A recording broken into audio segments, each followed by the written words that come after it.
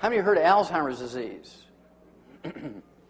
It's a physician-caused disease. Mark my words, in the next 2 years, maybe even next week, it'll pop up in the newspaper. There's more than enough information to prove that it's a physician-caused disease. Alzheimer's disease is a disease that did not occur, even by another name, 40 years ago. It only became recognized as a disease in 1979, 25 years ago. Today, it's the number 4 killer of adults over the age of 65, behind, well, I have to throw in doctors now. Doctors, cardiovascular disease, cancer, diabetes, and Alzheimer's disease. Now, our brains are made up of 75% a fatty insulation material called myelin. How many of you heard of myelin? Good. Well, myelin is this fatty insulation material in the brain. How many are eating a brain sandwich, brain and egg sandwich? Oh, you haven't lived until you eat a brain sandwich. It is good. A little bit of onion and mustard. I mean, there's nothing better than a brain sandwich. It's real cheap now because everybody's afraid of, mad cow disease, so I buy more brains and I eat it. But at any rate, this myelin makes up 75% of our brain weight. It's so important to the animal and human brain. Myelin is 75% of our brain weight. And myelin is 100% cholesterol. You can only make 10% of your daily need. The other 90% must come from your food. And if you're very, very good at listening to your doctor's instructions, does that sound familiar? September 2000, Scientific American.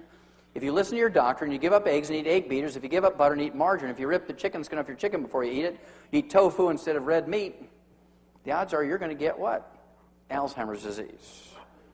This came out 4 years ago, March of 2000. Alzheimer's tidal wave is feared. It's coming.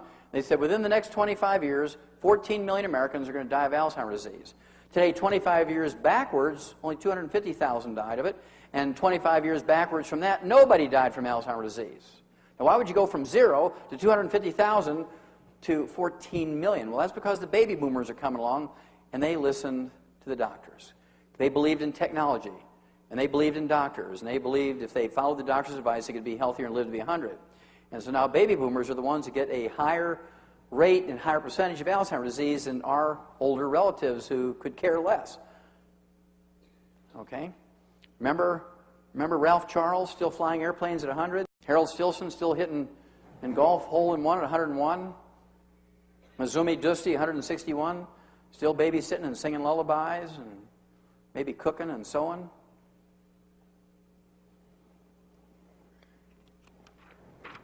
We eliminated Alzheimer's disease in animals 65 years ago.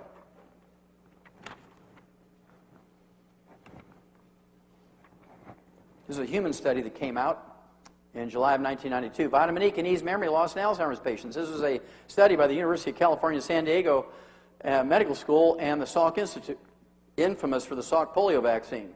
They said that vitamin E could bring back a certain amount of memory and make people functional again. Well, nobody could believe that was true, so they redid the study, and 5 years later they came out with this.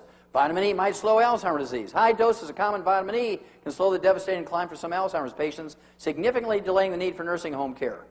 Again, the University of California, San Diego, University Medical School. Now, if you can delay the need for nursing home care for a spouse or a child or a parent, grandparent, aunt, uncle who has Alzheimer's disease by 5 years, would that be emotionally and financially beneficial to a family? Of course it would. Why don't doctors tell you this? Well, because they own the stock of the nursing home in your town that takes care of Alzheimer's patients. They don't want this to get out. This came out in 2003, November 2003, a study by Tufts University Medical School in Boston. They found out you could reduce your risk of Alzheimer's disease by 48% by just taking either supplements or fish 3 times a day to get the omega-3 essential fatty acids. This has been repeated over and over and over. This just came out January 2004. People taking vitamin C and E were 78% less likely to have a diagnosis of Alzheimer's disease. Now, they didn't even think about the diet, getting rid of fried foods and margarines and sources of free radicals. They didn't even think about eating cholesterol. This was just some antioxidants.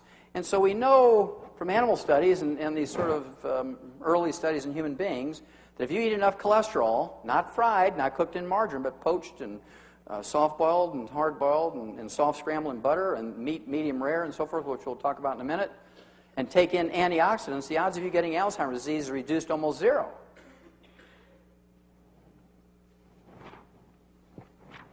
I have to go ask my doctor. He's only going to live to be 56. Why would you ask him?